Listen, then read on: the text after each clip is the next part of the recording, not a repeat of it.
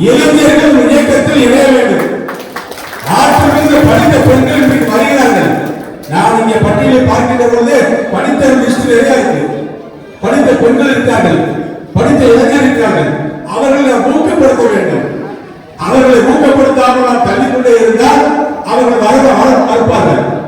அவர்களை நாம் ஆதரித்து அவர்களை உயர்த்தி பிடித்தால் நிச்சயமாக நகரத்திற்கு செலுத்தும் நகரத்தில் அதிகமான வாக்குகள் வித்தியாசத்தில் அதிமுக தொகுதியை வெற்றுவதற்கு காரணமாக அமையும். நிச்சயமாக வரலாற்று சாதனையை படைத்து 234 தொகுதிகளிலே 200க்கும் மேற்பட்ட தொகுதிகளில் வெற்றி பெற்று அனைத்து அதிமுக கூட்டணி வெற்றி சரித்திரம் படைத்தது என்ற வரலாற்றை நம்முடைய புதுமை புருஷன் புரட்சி தலைவர் எடப்பாடியார் உருவாக்க போகிறார்.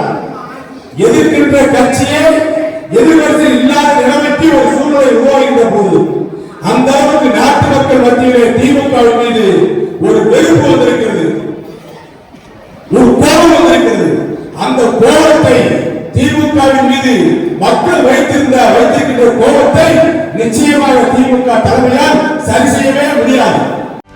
செய்திகளை உடனுக்குடனும் துல்லியமாகவும் தெரிந்து கொள்ள சப்ஸ்கிரைப் பண்ணுங்க.